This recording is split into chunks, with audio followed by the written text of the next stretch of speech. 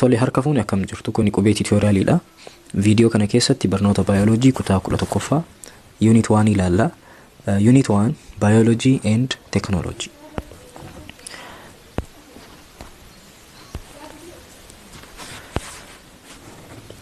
So mata dureen jalqaba learning from nature. Uumamarraa barachuu jedha. Uumamarraa akkamitti akka barannu ilaalla. San dura garuu nature jechuun maalidha? Nature jechuun nature is the physical, natural and material world of life. Nature jechuun waan uumamaan argamu jechuudha. Waan uumamaan argamu nature jennaan. That exists without human intervention. Ka giddugaleessummaa namaatiin alatti ka argame jechuudha. Ka harki namaa hin uumin jechuudha. Nature wanti jedhamu. Maalfaaf jala qabata? It includes landscape sceneries. Haala teessuma lafaa adda addaa, water and forest ecosystems. Ecosystemii bishaaniitii fi ecosystemii qaama bishaaniitii fi ecosystemii bosonaa jechuudha. Ecosystemii yoo jennu lubbu qabeeyyii fi naannoo isaanii jechuudha. Ecosystemii bishaanii yoo jennu lubbu qabeeyyii bishaan keessa jiraatanii fi naannoo isaanii bishaan jechuudha. Akkasuma ecosystemii bosonaa yoo jennus lubbu qabeeyyii achi keessa jiraatanii fi physical world naannoo isaanii san jechuudha. Weather haala qilleensaa, organismoota lubbu qabeeyyii garaagaraa jechuudha. Geology qabeenya uumamaa lafa jalatti argaman, celestial bodies kun wanta akka planeetota and inanimate objects wantoota lubbuu hin qabne kun hundi isaaniitu maalidha? Natureidha jechuudha. Waan uumamaan argamanidha. So imitation jechuun maalidha? Imitation jechuun akkeessuu yookaan waan tokko fakkeessanii hojjechuu jechuudha. Fakkeessanii hojjechuudha. Imitation is the act of copying or mimicking the characteristics, structure or function of something else. Imitation jechuun copy gochuudha yookaan mimicking fakkeessuudha jechuudha. Amala waan tokko ta'uu danda'a ka fakkeessinu sun structure isaa, caasaa isaa ta'uu danda'a, dalagaa isaa ta'uu danda'a. Fakkeessanii waan biraatirraa ilaalanii waa hojjechuu jechuudha. Fakkeenyaaf simbira ilaalanii yookaan akkaataa allaattiin ittiin balaliituu ilaalanii maal uumuudha? Xiyyaara uumu. Kun amma maal jedhama? Mimicking jedhama. Mimicking or imitation jedhama jechuudha. So it refers to the process by which scientists and engineers replicate natural design and mechanisms. Imitationin karaa scientistoonni fi injiinaroonni waan uumamaan jiru tokko replicate godhan, waan fakkeessanii akkaataa isaan ittiin uumanii jechuudha imitation. Kun maaliif fayyadaadha? Imitate gochuun waan uumamaan jiru tokko irraa ilaallee waan ho'ii uumuun, teknooloojii ho'ii uumuun maaliif fayyada jechuudha. Maaliif fayyada? Imitation wanti fayyaduuf tokkoffaa to innovate and improve technology. Tokkoffaa innovationiidhaaf waan haarawaa tokko uumuudhaaf yookaan immoo improve technology. Technology madura jiru tokko fooyyessuudhaafis ni fayyada jechuudha. Kana ni ilaalla gara fuulduratti. So scientists and engineers learn from nature through imitation. Scientistoonni fi injiinaroonni karaan isaan nature irraa uumaman irraa barataniin maaliidhaani? Imitate gochuudhaan jechuudha. Imitationiidhaan.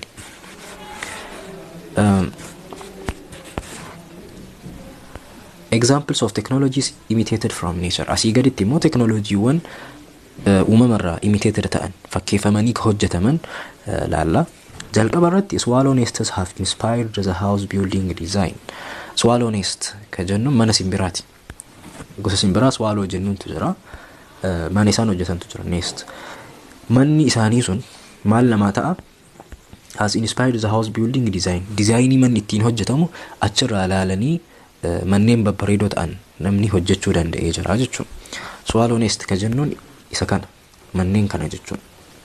Mana kanarraa ilaalanii dizaayinii mana simbiraa kanaatiin manneen babbareedoo hojjechuu ni danda'ama jechuudha. Dizaayinii isaa irraa ilaallatan as biratti. Lammaffaa irratti weaving technologies have been developed by studying the formation of spider webs. Weaving technology jechuun meeshaa uffanni ittiin dha'amuun jechuudha. Ka uffanni wanti akka gaabii fa'aa ittiin hojjetamuun jechuudha. Eessarraa kan dhufe spider webs. Akkaataa mana darabaaftu yookaan immoo spideriin yookaan immoo darabaaftuun akkaataa isiin mana isiitti ijaartu san jechuudha. Isarraa ilaaluudhaan namni uffata hodhu yookaan immoo weaving technology kana uumuu danda'e jechuudha. Akkuma as biratti mul'atu. Kan biraa making buildings mimicking termite mound architecture. Kan biraa immoo termite mound jechuun kuyyiisuu jechuun isa kana. Kuyyiisuu jechuun kuyyiisuu ni beektu mana rirmaa jechuun. Isarraa ilaalanii mana ijaaru gamoo gugurdaa ijaaru maal irraa baratan ka jedhu ni ilaalla. Termite mounds have chimneys with constant temperature and humidity. Termite mounds ka jennuun kuyyiisni temperature isaa dhaabbataadha. Hin jijjiiramu jechuun temperature alarra jiru. Kuyyiisuun ala jiru. O'us qorrus temperature keessoo kuyyiisa maal hin ta'u hin jijjiiramu constantii ta'a jechuudha. Sababni isaas chimney ujummoo wanta akka ujummoo waan qabuuf jechuudha. Bakka qilleensi seenuu fi ittiin seenuu fi qilleensi ittiin bahu jechuudha chimney ka jennuun kun. Kun maal akka ta'u taasisa temperature keessoo isa temperature keessoo kuyyiisa kana maal akka ta'u taasisa. Akka constant ta'u taasisa jechuudha. Constant temperature akka qabaatu taasisa. Structure kanarraa laaluudhaan akkaataa ijaarsi mana rirmaa jechuun akkaataa ijaarsi kuyyiisuu structurein isaa temperature isaa regulate gochuudhaaf itti fayyadamuun kana irraa laaluudhaan gamoon ijaaramee ni jira. Gamoon kun maal jedhama? The East Gate Center jedhama. Hararee keessatti argama. Zimbabwe Hararee keessatti argama. Seentanii ilaaluu ni dandeettu. Google irra yookaan immoo YouTube irra seentanii East Gate Center in Harare yoo jettan ni argattu.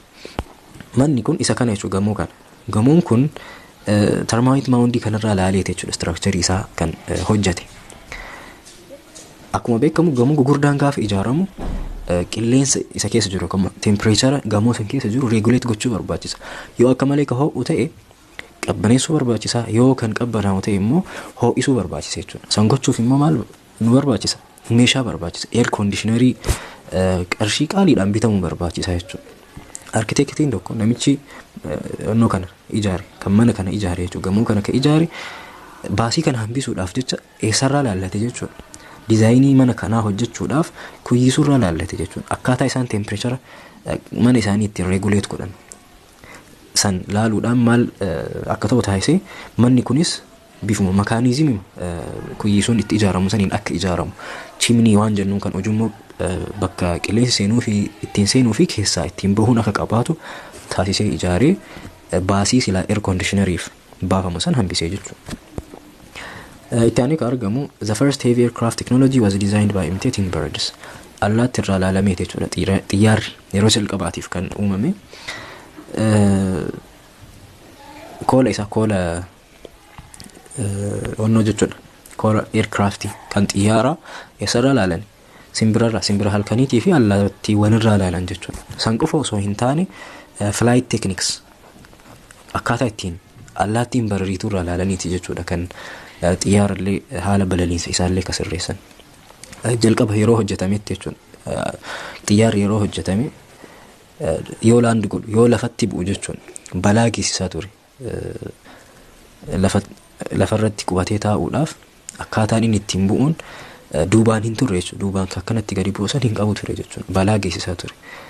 San booda allaatti irraa laalanii jechuudha. Akkaataa allaatti yoo lafa buutu barartee yoo lafa buutu ittiin lafa geettu san laalanii achirraa modify godhanii jechuudha.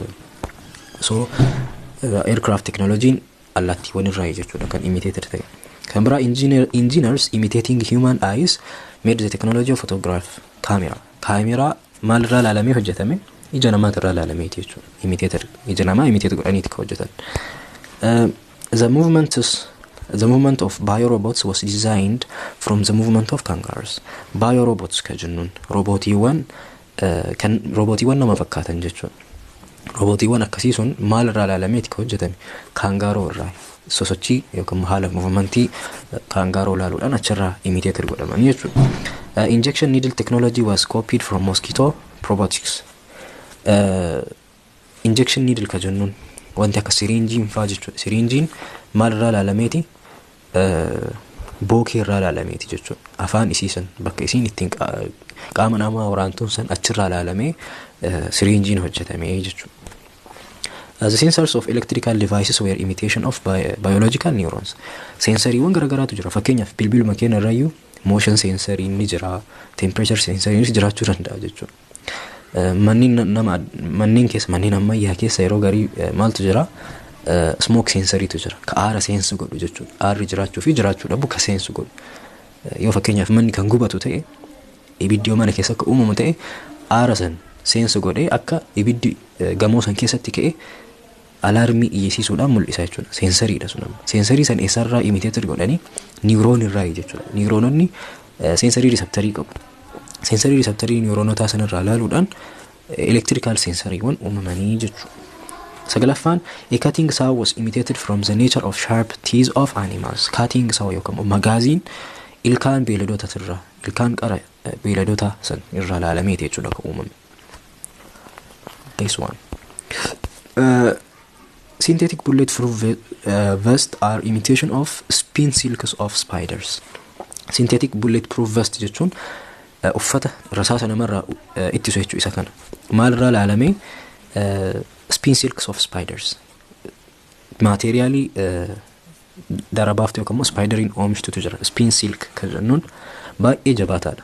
Construction isaa baay'ee jabaataadha. Achirraa ilaalaniiti jechuudha. Bulletproof illee kan uuman. Ceramics are an imitation of the nature of crack resistant shellfish exoskeleton. Ceramicin maalirraa ilaalameeti kan hojjetame. Shellfish kan jennu shellfish exoskeleton lafee isaa sanarraa jechuudha. Ceramic jechuun kino meeshaa manaa kan jennuun meeshaa manaa kan biyyeerraa hojjetaman shaklaa jedhamanii kan waamaman sun jechuudha. Keessarraa ilaalameeti shellfish exoskeletonii kanarraa wanta akka cilaalluu ka fakkaatu kanarraa ilaalameeti jechuudha. Imitationii achirraa dhufee. A robotic arm was imitated from an elephant trunk. Robotic arm jechuun isa kana. Harka robootii jechuudha. Akkuma kumbii arbaatitti function godha wanti kun. Kanaaf eessarraa ilaalamee jechuudha inni kumbii arbaatirraa ilaalameetiin hojjetame. So wanti asii olitti kaafame kun guutuun isaa imitationii nutti mul'isa. Fakkeenya imitationiiti. Itti aansinee biology fi technology ilaalla. What is biology and what is technology? Biology is the study of life. Biology'n qorannaa waa'ee lubbu qabeeyyiiti. Akkuma kana dura beektan jechuudha. Qorannaa waa'ee lubbu qabeeyyiiti yoo jennu maal qorata? Structure isaanii, the structures, functions, dalagaa qaama isaanii, growth, guddina isaanii, haala guddina isaanii, origins and evolution, ka'umsa isaanii bakka isaan irraa dhufan, and distribution of living organisms, facaatii isaanii jechuudha. Bakka isaan itti argaman kana hunda qorataa jechuudha. Waliigalatti biology'n waa'ee lubbu qabeeyyii qorata. Technology yoo jennu immoo technology'n hiikaan isaa maalidha? Is the application of scientific knowledge, skill, methods and processes for production of devices and tools for scientific investigation. Technology jechuun beekumsa saayinsii qabnu, beekumsa keenyatti akkasuma muuxannoo fi mala adda addaatti fayyadamnee meeshaa faayidaa buusuu danda'u tokko uumuu jechuudha technology. Sani hiikaan technology. The blend of biology and technology forms biotechnology. Technology fi biology yoo walitti makaman maal uumu? Biotechnology uumu. Biotechnology is a technology that utilizes biological systems to develop useful products. Biology'n maalitti fayyadama? Biological system. Wantoota lubbuu qabanitti jechuudha ka fayyadamu. Actually microorganismotatti ka fayyadamu. To develop useful products. Wantoota faayidaa namaaf qaban uumuudhaaf lubbu qabeeyyii microorganismotatti fayyadamuu jechuudha biotechnology jechuudha. It is the use of microorganisms to make things that people want, often involving industrial production. Microorganismitti fayyadamne waan namni barbaadu tokko uumuu jechuudha. Microorganismitti fayyadamne. It integrates natural and engineering sciences to achieve the application of organisms, cells, parts, molecular logs for products and services. Natural science yookaan biology fi engineering walitti fiduudhaan integrate gochuudhaan maal uuma organismota yookaan immoo seelii paartii seelii ta'uu danda'a molecuule adda addaatirraa maal uuma productii uumuu jechuudha. Kana hiikaan biotechnology. Fakkeenya yoo fudhanne using yeasts to produce bread and beer. Daabboo oomishuudhaaf akkasuma dhugaatii oomishuudhaaf maal barbaachisaa? Yeast raacitii barbaachisaa jechuudha. Yeastiin gosa fangasiiti, microorganismiidha jechuudha. Isatti fayyadamanii maal uumu? Daabboo uumuudhaaf, lixiitti bukeessuudhaaf fayyada jechuudha yeastiin sun.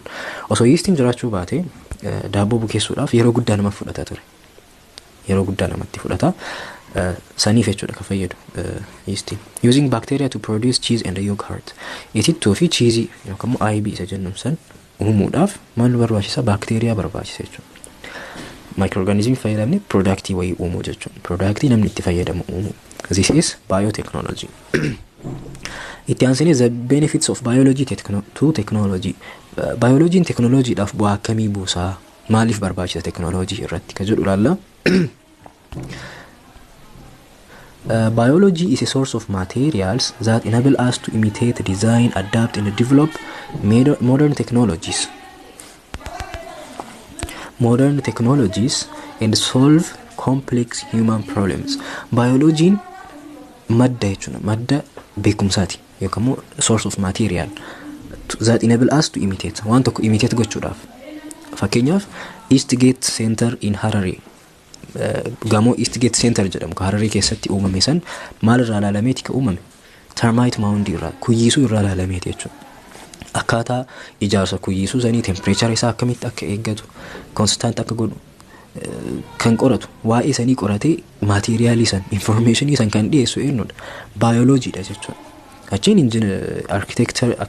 architectoroonni waan sanirraa architectonni waan sanirraa ilaalanii maal uumanii gamoo uuman jechuudha. Kanaaf sourceidha. Biology'n waan imitate godhamu saniif maal dhiyeessa jechuudha? Beekumsa kan dhiyeessu isaa jechuudha. Biological principles and materials inspire and enhance technological innovations. Argannoowwan biology teknooloojiin haarofti akka uumamuuf maal uumu? Kaka'umsa uumu jechuudha. Kaka'umsa uumu. By studying and imitating natural processes, structure and substances, scientists and engineers can develop new technologies that address complex human challenges.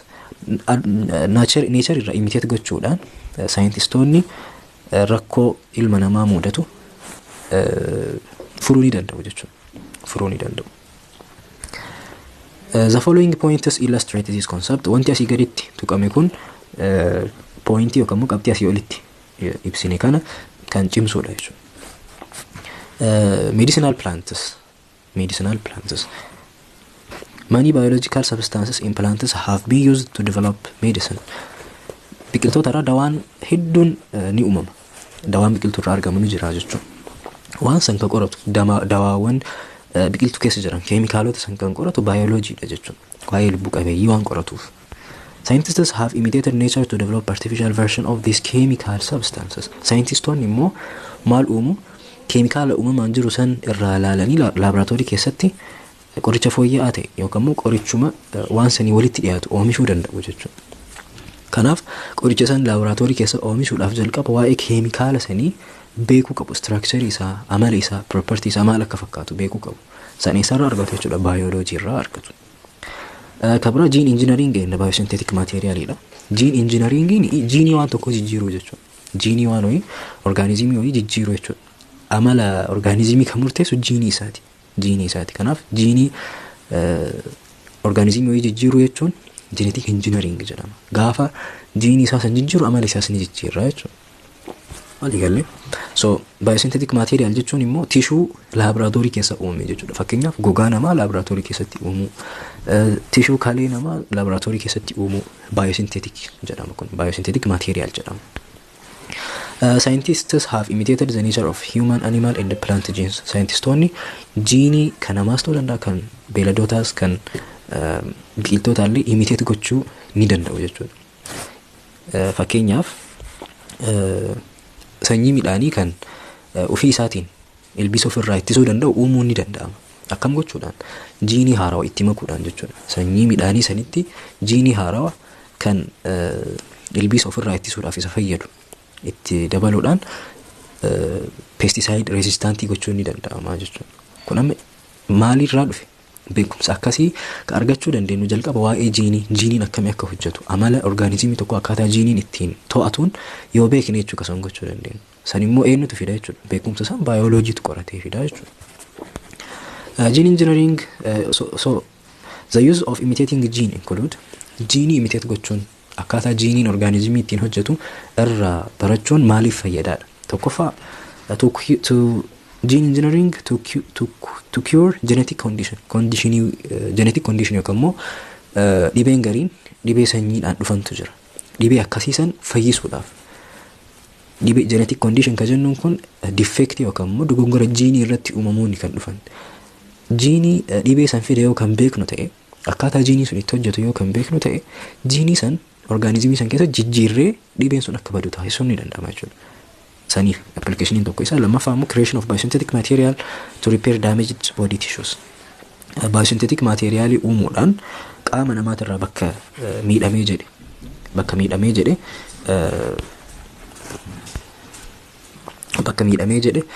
repair gochuun ni danda'ama, fayyisuun ni danda'ama jechuudha. Fakkeenyaaf gogaa namaa yoo gubatee jedhe bakka biraatirraa muranii itti maxxansuun barbaachisu jechuudha. Biosynthetic materialii uumuu yoo ka danda'amu ta'e gogaa laaboraatoorii keessa uumuu yoo ka danda'amu ta'e gogaa achi keessa uumanii waan san ittiin fayyisuun ni danda'ama jechuudha. Building design kabiraa building design ijaarsa manaa jechuudha. Dizaayinii manaa biological material irraa imitate gochuu ni dandeenya. Fakkeenyi kanaa maalinni Eastgate Center dha jechuudha. Building sun maal irraa ilaalameeti? Termite mound irraa ilaalamee ijaarame. Termite mound kan qorate biology dha. Kanaaf biology'n bu'aa qaba jechuudha building design irrattis. Bullet train design dizaayinii baabura jechuudha. Bullet train kan jedhamutu jira. Baaburri sun isa kana jechuudha. Fiixeen isaa fuuldurri isaa maal fakkaata? Akka rasaasaa qara jechuudha. Baay'ee qara. Saniif bullet train jedhama. Bullet trainii fi biology maaltu walitti fida yoo kan jennu ta'e boca isaa kana akkaataa boca isaa kana kan irraa laalan simbirroo irraa laalaniiti kan hojjetan jechuudha. Boca isaa kana simbirroo laalanii hojjetan. The noses of bullet trains have been designed by engineers imitating the shape of the beaks of kingfishers when they dive into water. Kanaaf maal irraa laalamee jechuudha kan hojjetame? Kingfishers gosa allaattiiti. Gosa allaattii kingfishers jedhaman qoffee isaanii laaluudhaan jechuudha. Qoffee isaanii laaluudhaan irraa dizaayiniin bullet trainii kanaa hojjetame. Isa kana jechuudha. Gosa simbiraa kingfisher ka jennuun simbira kanniin jechuudha. Fiixee afaan isaanii yoo laalle baay'ee qal'aadha. Kun immoo gaafa qurxummii qabachuudhaaf gara bishaanitti gasseenan bishaan san osoo hin sochoosin rezistaansiin guddaan osoo irra hin gahin qurxummii san akka qabatan isaan gargaara. Qoffee akkanaa qabaachuun yookiin afaan isaanii akkanaa ta'uun isaa jechuudha. Jaapaaniin keessatti bullet trainiin kun kan uumame. Bullet trainiin Jaapaaniin keessatti uumame. Rakkoo tokkotu ture. Fakkeenyaaf holqa garaagaraa keessa magaalaa keessatti haa ta'u gaarreen garaagaraa keessa yoo taru baaburri jechuudha. Qilleensa ni dhiiba. Qilleensa compress godhee dhiibee gama kaanii yoo bahu qilleensi inni dhiibee fide sun akka waan sagalee dhageessisa jechuudha. Hin dhukaa. Sagalee nama jeequ dhageessisa. Qilleensi compress waan ta'uuf. Keessattuu naannawa magaalaatitti yoo ta'e sagaleen akka malee akka nama jeequ taasisa jechuudha. Rakkina san furuudhaaf saayintistoonni maal godhanii akkuma allaattiin gaafa gara bishaaniitti seentu qoffee qal'aa qabaachuun isii rezistaantii xiqqaan akka isiin mudatu taasisu san bullet trainii kanas baabura kanallee yoo fiixee isaa haphisneetiin akkana qal'ifne rakkoo furuu hin danda'a jedhaniitiin hojjetan jechuudha dizaayinii akkanaa. Kanaaf baabura dizaayinii akkanaa qabu kun gaafa wanta holqa sanniin keessa taru sagaleen hin dhageessu sun hin hir'ate jechuudha. Maaliif pireesharri inni irraan gahuu danda'u boolla san yookaan immoo holqa san keessa yoo taru pireeshariin appilaayi godhu sun ni hir'ate sagalee sanis akka hin dhageessifne taasisuun danda'ame jechuudha. So bullet train dizaayinii uumuu kana keessatti baayoloojii maal qaba? Gahee qaba jechuudha. Itti aansinee uses of technology in biology. Bioloojii keessatti yoo teknooloojiin akkamiin nu fayyada? Bioloojii keessatti teknooloojiin akkamiin fayyada? Qorannoo bioloojii yookaan immoo wantoota nama fayyadan fayyaa namaatii wantoota wal qabatan uumuu irratti teknooloojiin bu'aa akkamii qaba? Technological tools can be applied to solve various human problems. Meeshaan teknooloojii rakkina namaa hedduu furuudhaaf faayidaarra ooluu danda'a. Biological studies that use technological tools include kunniin damee bioloojiiti. Biological study meeshaa teknooloojiitti fayyadamanidha jechuudha. Jalqaba irratti kan jiru biochemical study kan jennuunidha. Biochemical study are helpful to investigate information on carbohydrate, protein, lipid and nucleic acid. Waan carbohydrate wal qabatu, protein, lipid fi nucleic acid wal qabatu, structure isaanii, caasaa isaanii kan qoratudha jechuudha. Biochemical study. Biomedical study immoo waa'ee maalii qorata? Medicinal plants biqiltoota qorichoomaaf yookaan immoo dawaadhaaf oolan keemikaal komponentii isaanii keemikaala isaan keessatti argamu qorata. Keemikaala sanniin qoratuuf meeshaa barbaachisa jechuudha. Meeshaa teknooloojii barbaachisa. Biophysical study ka jennuuni are the science of using physical devices to gather information at all scale of biological organization. Biophysical study warri jedhaman meeshaatti fayyadamanii informationii biological informationii kan ittiin sassaabanidha jechuudha. Kan sassaabanidha. Molecular level ta'uu danda'a, organismic level irratti ta'uu danda'a, yookaan immoo population level kan irratti informationii sassaabuu jechuudha. Warra informationii sassaabanidha biophysical study warri jennuun. Isaan gochuudhaaf biological device isaan barbaachisa. Environmental study ka jennuun immoo interaction of human with environment. Walitti dhufeenya ilma namaatii fi environmentii jidduu jiru saayinsii qoratanidha jechuudha. Bioinformaticsiin waa'ee maalii qorata? Waa'ee DNA fi waa'ee amino acid sequencii qorata. Reefas biratti maal jenne biochemical study'n waa'ee carbohydrate, protein, lipid fi nucleic acid qorata jenne. Nucleic acid jechuun DNA fi RNA qorata. Bioinformaticsiin immoo addatti wanti irratti xiyyeeffatu waa'ee maaliiti? Waa'ee DNA fi waa'ee sequencii amino acidiiti. Protein amino acidiin so waliigala waa'ee protein osoo hin taane amino acid sequencii amino acidiitii fi DNA qofa jechuudha. Bioinformaticsiin ka qoratu. Biogeographical information ka jennuun immoo studies the distribution of species. Distribution yookaan facaatii sanyii lubbu qabeeyyii garaagaraa qorata along with geographic ecosystems or geological periods. Geological ecosystemii garaagaraa irratti facaatii lubbu qabeeyyii maal fakkaata ka jedhu san kan qoratudha jechuudha biogeographical information. Kana gochuudhaaf immoo meeshaa barbaachisa. Meeshaa akka GPS fa'aa nama barbaachisa. The following are examples of technological devices. Karmaan gaditti tarreeffamanii jiran kun technological deviceidha. Kan biology keessatti fayyadamnudha. Kan jalqabaa digital thermometer'idha. Digital thermometer maaliif fayyada? Ho'a qaama namaa, temperature qaama namaa safaruudhaaf. Measuring body temperature. Pregnancy urine test tool ka jennuuntu jira. Meeshaan kun immoo maaliif fayyada? Dubartiin takka ulfamoo ulfaa miti ka jedhu san adda baasuudhaaf fayyada. Meeshichi isa kana jechuudha. Pregnancy urine test tool maal godhama? Fincaan irraa jechuudha kan inni qoratu. Fincaan bakka kanatti geengoo kanarratti naquudhaan bakka kana kalariin kun jijjiirama hin fidamu hin fidu ka jedhu san laalleeti jechuudha kan murteessan. So checks if human is pregnant or not by detecting the amount of HCG in either urine or blood. Faayidaan isaa hojiin meeshaa kanaa maalidha? HCG'n keemikaala jechuudha. Hormooniidha HCG'n. HCG'n kun dhiiga keessa yookaan immoo fincaan keessa hin jiru ka jedhu san adda baafata. Yoo ka jiraatu ta'e ulfa. Yoo ka hin jiraanne ta'e immoo ulfi hin jiru jechuudha. Kun akkamii hojjeta? HCG or human chorionic gonadotropin hormoonii jedhamudha. Is a hormone produced in placenta. Placentaatu uuma. Hormoonii kana placentaatu uuma. Around 6 to 10 days after fertilization. Eega fertilizationiin gaggeeffamee booda guyyaa 6 haga 10 yeroo jiru guyyoota jiran keessatti HCG'n kun uumama. Gadi lakkifama jechuudha. HCG'n sun hin jira jechuun fincaan keessatti HCG'n ka argamu ta'e fertilizationiin gaggeeffameera jechuudha. Kanaafuu ulfi ni jira jechuudha. Yoo HCG'n hin jiraanne ta'e fertilizationiin hin gaggeeffamne ka jedhu san nutti mul'isa. The test result in one line is a control line showing negative or no pregnancy, and 2 lines confirm the existence of pregnancy. Meeshaa kanarratti yoo sararri tokko kun qofti halluun sarara tokko kun qofti kan mul'atu ta'e HCG'n hin jiru jechuudha. Negative result jedhama or not pregnant ulfaa miti jechuudha. Yoo halluun lachuu sararri lachuu kan mul'atu yoo ta'e positive result jennaan. HCG'n ni jira jechuudha. So pregnant ulfa ta'uu isii nutti mul'isa jechuudha gaafa akkas ta'u. Kan biraa diabetic blood test ka jennuun hamma gulukoosii dhiiga keessa jiru qoratuudhaaf kan nu fayyadudha. Is a tool to measure the level of blood sugar taking sample blood from fingertip. Meeshichi isa kana. fiixee quba keenyaatirraa dhiiga xiqqaa fudhachuudhaan hamma gulukoosii dhiiga keenya keessa jiru san kan safarudha.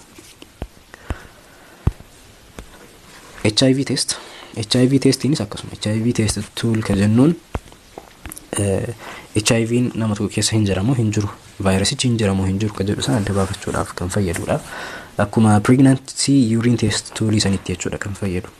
Principally wal fakkaataadha. Sarara kan ilaalle positive or negative jenneetiin murteessina.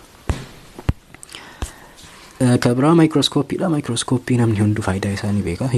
Used to magnify objects. Wantoota guddisanii ilaaluudhaaf kan fayyadu. Computer information technology scanning ka jennuun meeshaan kun immoo maaliif fayyada? Is a device used for investigating information on disease or cancerous area of the human body. Computer information technology ka jennuun kun informationii waa'ee dhibeetii fi akkasuma dhibee garaagaraa ta'uu danda'a, kaansarii ta'uu danda'a. Informationii waa'ee dhibee sanii kan investigate godhu kan qoratudha jechuudha meeshaan kun.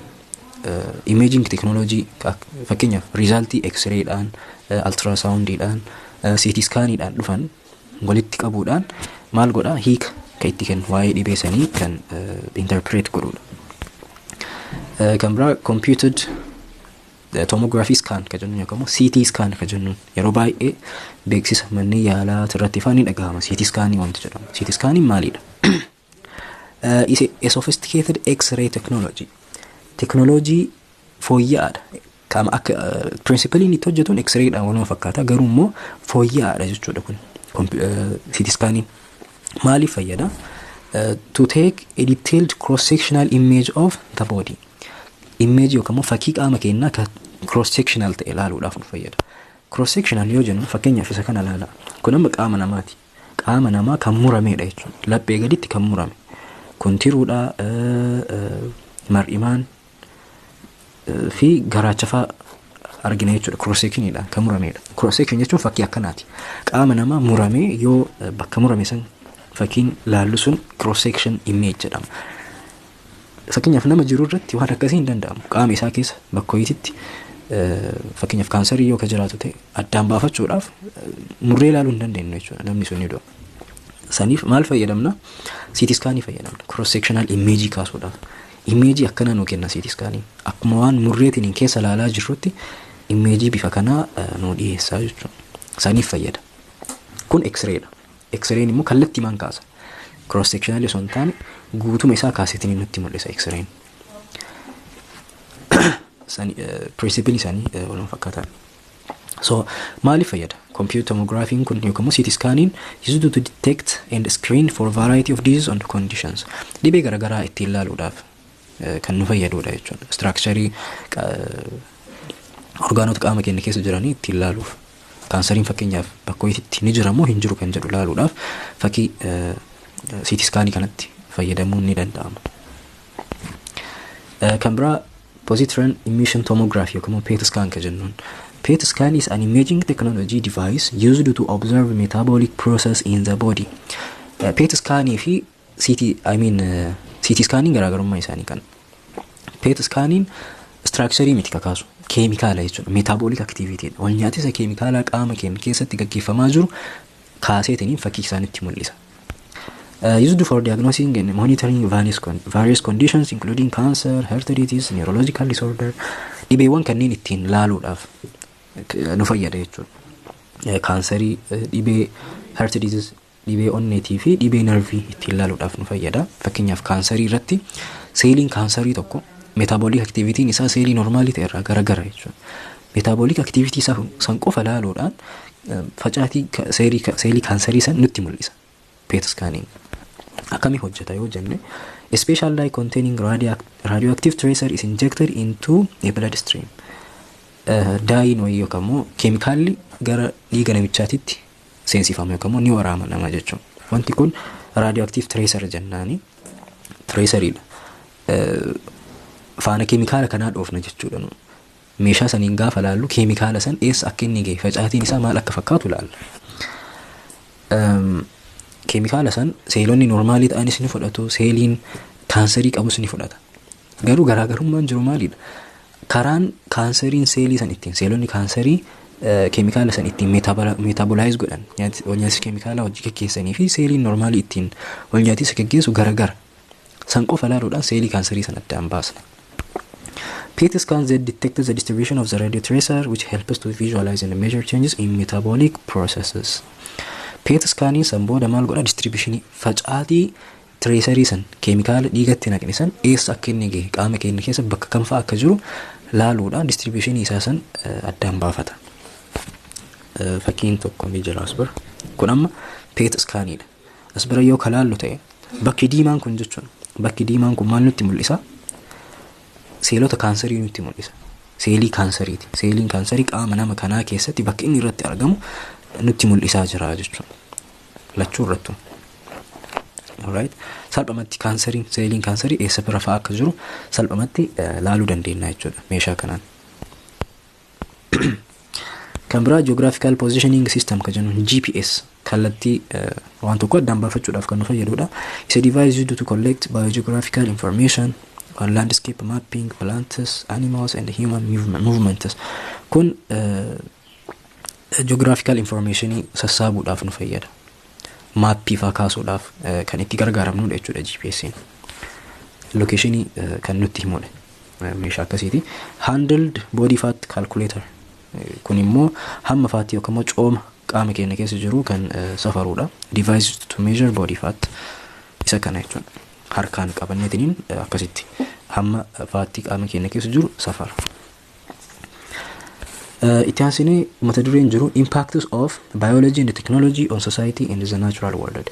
Jijjiirama biology fi teknooloojiin naannawa tokko irratti fi akkasuma hawaasa wayii irra jijjiiramni isaan fiduu danda'a maal akka ta'e ilaalla. The impact of biology and technology refers to the positive or negative effects arising from the advancement of biological knowledge and technological devices. Impact of biology yookaan impact of technology yoo jennu jijjiirama negatiivaa yookaan positiivaa. Negative or positive effects. Jijjiirama positiivaa ka faayidaa qabu jechuudha. Fi jijjiirama negatiivaa jijjiirama miidhaa qabu.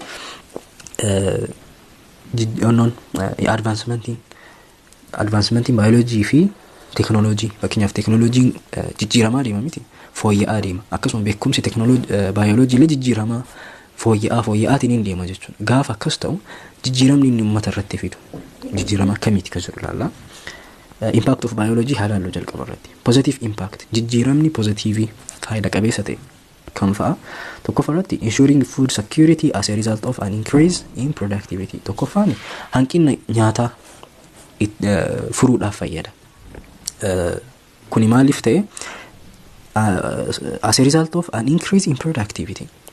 Gaafa beekumsi biology dabalaa deemu akkaataa oomishni ittiin dabaluun oomishni midhaanii akkaataa itti dabaluun mala sanillee argataatiin jechuudha ka deemu ilmi namaa. Xaa'oo oomishuu akkaataa xaa'oo itti oomishaniin arama akka to'ataniin ilbiisota garaagaraa akkamii akka to'ataniin informationiin sunni maal ta'a deema informationii akkasiisan argataatiin deemna jechuudha. Bioloojiin advance ta'aa yoo deemu. Sun immoo maaliif nu fayyada? Food security ensure gochuudhaaf nu fayyada. Medicine and disease treatment have resulted in improved health and longevity. Medicine jechuun beekumsi fayyaa jechuudha. Saayinsiin fayyaa akkasuma disease treatment has resulted in improved health and longevity. Fayyaa hawaasa tokko fooyyessuu irratti haala jireenya isaanii fooyyessuu irrattis bu'aa guddaa qaba jechuudha. Fiildii fayyaa saniif bioloojiin baay'ee barbaachisaadha jechuudha. So kun result isaati impactii positive ta'edha. Achieving better supply of energy and clean water. Kabraa immoo humna anniisaa bareeda ta'ee fi akkasuma bishaan qulqullina qabu argachuulleen bu'aa bioloojiiti jechuudha. Beekumsa bioloojii irraa argannu saniin waan kanas ka gochuu dandeenya. Fakkeenyaaf baayogaazii fayyadamuu osoo qilleensa naannoo hin faaliin baayogaazii fayyadamuu ni dandeenya. An increase in industrial production due to microbial action. Wantoota industirii keessatti oomishaman lakkoofsi isaanii dabaluu jechuudha. Kuni maaliidhaaf ta'uu danda'a? Microbial action. Microorganismoota adda addaa fayyadamuudhaan. Fakkeenyaaf daabboo warshaadhaan oomishuun ni danda'ama. Guddisanii jechuudha. Sun ka ta'uu danda'eef microbial actionii waan jiruuf yeast ka jennuun raacitii fangasii raacitii jennuun san itti fayyadamuu waan dandeenyeef jechuudha. Creating antibiotics to treat bacterial infection. Infectionii bakteeriyaa fayyisuudhaaf antibiyootiksii fayyadamu. Kunniin hundi isaaniitu impactii bioloojiin fideedha jechuudha, positive impactiin. Negative impact ka jennuun biological weapons production and the use destroys the natural world. Biological weapon ka jennuun meeshaa waraanaa bioloojii ka jennuun fakkeenyaaf antiraaksii fa'a maayikroorgaanizimoota dhibee fidan fayyadamuu, keemikaalota garaagaraa kan nama miidhan fayyadamuu biological weapon jedhama. Waraana irratti fa'a keemikaalli fayyadaman ni jira jechuudha. Sunniin amma rakkina fida. Naannoo san ni faalaa, lubbu qabeeyyii ni ajjeesa. So biological weapon san fayyadamuun miidhaa inni fidutu jira jechuudha. Kun negative impact bioloojiin fideedha. Practicing a predetermined limit to have only boys and avoid females of child sex chromosome affects the society and the natural world will lead to the loss of females. Kan biraa immoo daa'ima tokko osoo garaa keessa jiru saala isaa dubartii moo dhiira kan jedhu san adda baasuun ni danda'ama. Kun negative effectii qabaachuu danda'a. Fakkeenyaaf society hawaasa garaagaraa keessatti, hawaasa tokko keessatti warra baay'inaan dhiira argatuu barbaadutu jira. Beekumsa kana yoo kan qabaatan ta'e dubartii moo dhiira kan jedhu san osoo garaa keessa jiru, ulfa osoo jiru kan adda baasatuu danda'a yoo ta'e dubartii yoo taate ulfa san baasisuu danda'u jechuudha. Kun negative effectii bioloojiin fideedha. Rakkinni akkana baay'inaan Indiyaa keessatti kan mul'atu. Waggaa waggaatti ulfi daa'imaa jechuun ulfi dubartii ta'e abbooshinii hedduutu irratti gaggeeffama. Ulfi hin baafama jechuudha dubartii yoo ta'e. Kun negative impact akka negative impactitti ilaalamuu ni danda'a. Kan itti aansee jiru immoo impact of technology on the society and the natural world. Jijjiirama teknooloojiin fiduu danda'u hawaasa tokko irratti. Technology is part of everyone's life. Teknooloojiin jireenya guyyaa keenyaa keessatti waan ooluu hin dandeenye, waan hafuu hin dandeenyedha. Technological products and their application in various fields of study have solved societal problems. Meeshaawwan teknooloojii garaagaraa rakkina namaa furuu keessatti gahee olaanaa qabu. Alright? Fakkeenyaaf bilbilli yookaan immoo divaayisiin amma fayyadamnee viidiyoo kana ittiin ilaalaatiin hin jiru maalidha? Teknooloojiidha jechuudha, bu'aa teknooloojiiti. Barumsa bakka biraa sila miilaan deemnee barachuudha qabnu haala salphaa ta'een mana keenya teenyeetiin akka barannu nu dandeessisa jechuudha. Rakkina keenya fura jechuudha teknooloojii. And had significant social and environmental impacts. However, industrialization and subsequent technological advancements have resulted in the misuse and destruction of our natural environment. Rakkoo fiduu danda'a environment teknooloojii rakkoo inni fiduu jiraachuu danda'a. Fakkeenyaaf industrialization industiriiwwan garaagaraa gaafa ijaaraman naannoo maal godhu naannoo ni faaluu jechuudha. Naannoo san ni balleessu, pollutionii fidu, maddeen bishaanii akkasuma qilleensa illee ni faalu. Sun negative impact technology. These technologies has damaged our world in two main ways. Technology industrialization industiriiwwan garaagaraa karaa lamaanii jechuudha. Naannoo keenya kamiidhaan karaa lamaanii. Tokkoffaan pollutionidhaan faalamiinsa fiduudhaan, faalamiinsa qilleensaa kan bishaanii fiduudhaan akkasuma lafallee faalamiinsa ni fidu jechuudha. Faalamiinsa kan bishaanii kan lafaas kan eerillee ni fidu jechuudha, kan qilleensaa. And depletion of natural resources. Lamaffaan immoo qabeenya uumamaa jiru san fixuudhaan jechuudha. Fakkeenya yoo fudhanne industrial emission and effluents pollute clean air and drinking water. Wantoonni industirii irraa gadi lakkifaman xuraawwan adda addaa qaama bishaaniitii fi qilleensa illee ni faalu. Biochemical agents, pesticides and fertilizers cause toxicity and biohazards. Biochemical agent ka jennuun farra aramaa, farra ilbiisaa wanti jennuun kunniin fi fertilizeroota xaa'oon warshaa keessa uumamu kun jechuudha.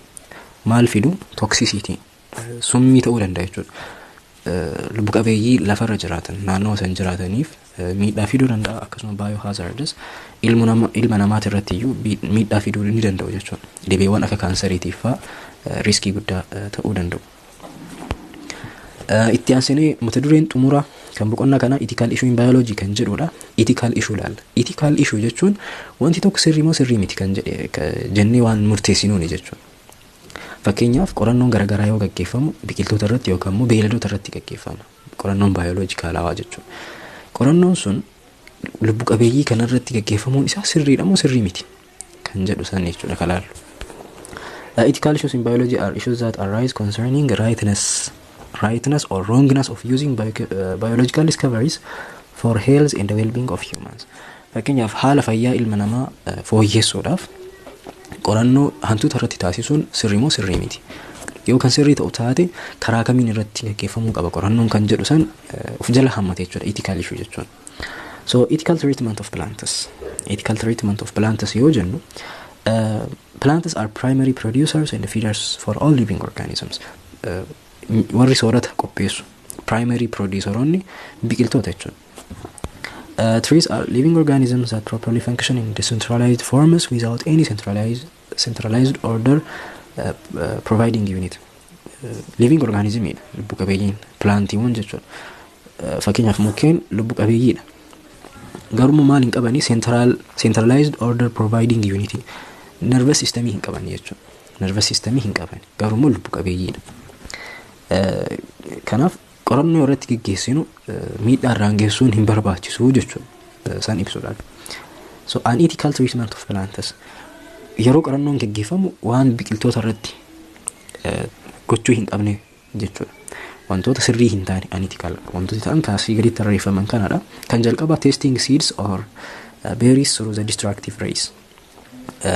Carrii adda addaa fayyadamuudhaan seeds firee mukeenii irratti yaalii taasisu. Carriin kun firee mukaa kan hin balleessamu hin balleessu jenneetiin yaalii irra gaggeessu jechuudha. Kun sirrii miti.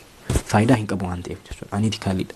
Cutting tree terminals for experiments. Experimentiidhaaf damee muka irraa fixuu jechuudha. Fakkeenyaaf mukni kun baala isaa guutuu yoo irraa muru ta'e jiraachuu hin danda'amu hin danda'u jedhu san adda baafachuudhaaf damee isaa guutuu irraa muru kun unethicalidha. Biqiltuun sun du'uu waan danda'uuf jechuudha. Consumption of all seeds and fruits without conservation. Waan argannu oomisha argamu yookaan firee adda addaa jechuudha. Wantoota nyaataman guutuu isaa fixuu jechuudha. Osoo hin kaayin osoo bakka hin buusin guutuu isaa fixuu nyaatanii balleessuun unethicalidha. Unplanned cutting of trees or deforestation. Deforestation jechuun bosona gubanii kaasuu jechuudha. Gubanii kaasuu unplanned katee karoorri ittiin godhamin jechuudha. Fakkeenyaaf karoorri itti godhamee bosona tokko bakka tokko balleessanii yoo jedhan bakka biraatitti naannoo sanitti biqiltuu bakka buusadhaan gochuun ni danda'ama. Deforestationiin bosona bakka sanii kaasanii biqiltuu biraa dhaabuun ni danda'ama jechuudha. Yoo bakka buufne ta'e kun planned kateedha jechuudha. Miidhaan inni fidu akkasumas miti. Garuu cadhisameetumaan bosona gubuudhaan mancaasuudhaan yoo kan itti fufamu ta'e kun unethicalidha. Burning forests and seedlings for farmlands. Lafa qonnaa qopheessuudhaaf yookaan lafa qonnaa argachuudhaaf jecha bosona mancaasanii gubuu. Restructuring the shapes of trees for aesthetic appeal. Boca biqiltuuwwanii jijjiiruu maaliidhaaf bareedinaaf jedhanii jechuudha. Boca adda addaa akka qabaatan sibiila adda addaa waan adda addaatiin hidhanii boca isaanii san dirqisiisanii boca barbaadan san akka qabaatan taasisuun kunis unethical treatment jedhama. Ethical treatmentiin wanti sirrii ta'e immoo maalidha? Care for plants. Kunuunsa gochuu fi akkasuma planting trees biqiltoota dhaabuu kun national responsibility. Biqiltuu dhaabuun responsibility national dirqama lammummaati jechuudha. Ethical treatment of animals in plants. Kabraamoo ethical treatmentii beeladootaati kan laallu.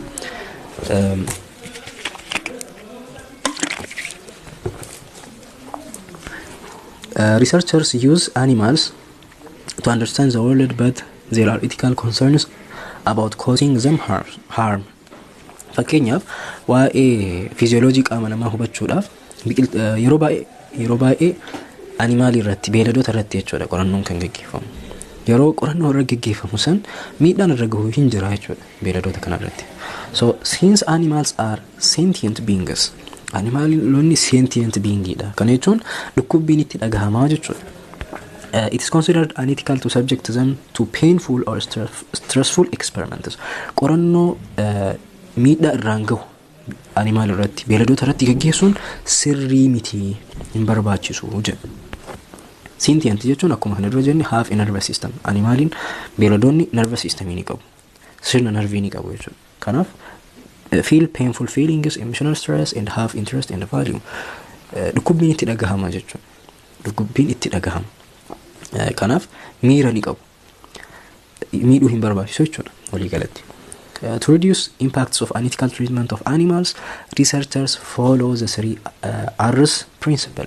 Researcheroonni miidhaa sababa eksperimentiitiif beelladoota irra ga'u hir'isuudhaaf jechuudha. Miidhaa isaan irra ga'u san hir'isuudhaaf mala 3 fayyadamu. 3 R principle jennaan. Malli 3 kun maali? Reduction, refinement and replacement. Reduction jechuun minimizing the number of animals used. Lakkoofsa beeladaa fayyadamnu san hir'isu jechuudha. Lakkoofsa beeladoota fayyadamnu san hir'isu. Refinement jechuun immoo improving procedures to lessen harm. Eksperimentii geggeessinu san fooyyessu. Eksperimentii miidhaa isaan irraan akka hin geenyetti fooyyessinii hojjechuudha. Kan biraa replacement, using alternatives to animals when possible. Replacement jechuun immoo haga beeladoota irratti eksperimentii geggeessu waan biraati irratti geggeessu jechuudha. Replacement jechuun bakka buusu jechuudha. Beeladoota waan biraatiin bakka buusu. So reductioniin akkuma jenne minimize number of animal used in experiment. Hamma beelada eksperimentii keessatti itti fayyadamnu san hir'isuu jechuudha. Kana ka gochuu dandeenyu maaliidhaani? Improving experimental techniques. Tekniikii eksperimentii kennaa san fooyyessuudhaan jechuun. Eksperimentii kenna haala gaariidhaan yoo hojjennu ta'e irra deebinee animaalii biraati irratti beelada biraati irratti hojjechuun hin barbaachisu jechuudha.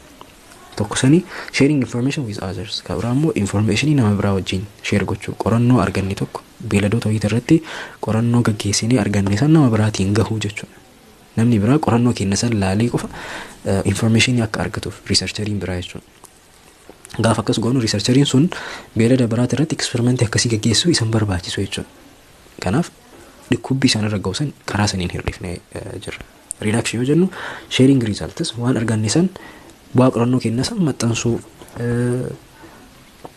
Careful design in the analysis. Eksperimentii gaggeessinu san maal gochuudha? Eksperimentii gaggeessinu san haala gaariidhaan irra deebiin akka nun barbaachifnetti yeroo tokko gaggeessu jechuudha. Irra deebinee animaalii biraa beelada biraa eksperimentii isaanii seensisuu akka hin feesifnetti hojjechuu kun reduction jedhama. Refinementiin immoo mala tekniikii mala fayyadamnu san mala eksperimentii kennaa san fooyyessuu. Kun dhukkubbiin itti dhagahamus akka xiqqaatu taasisa. Kan jalqabaa using less invasive techniques. Tekniikiiwwan miidhaa geessisuu hin dandeenye fayyadamu. Less invasive technique jechuun invasive jechuun waan miidhaa namarraan ga'uu danda'u jechuudha. Less invasive yoo jennu immoo miidhaa akka geessuu hin dandeenye jechuudha. Fakkeenyaaf keessa qaama hantuutaa ilaaluudhaaf baqassinee ilaaluu fi imaging technologyidhaan CT scanning wanta akka MRI faadhaan yoo kan ilaallu ta'e ultrasound faadhaan ilaaluun garaagarummaa qaba jechuudha. Baqassuun sun miidhaa irraan gaha ajjeesuu iyyuu danda'a. Garuu gaaf imaging technique fayyadamnu fakkeenyaaf wanta akka MRI PET scanning fa'aa yoo fayyadamnu ta'e salphumatti osoo dhukkubbii ittiin dhagahamii waan san gochuu dandeenya. Akkasuma better handling kunuunsa gochuu fi pain relief qoricha dhukkubni akka ittiin dhagahamne taasisu fayyadamuu.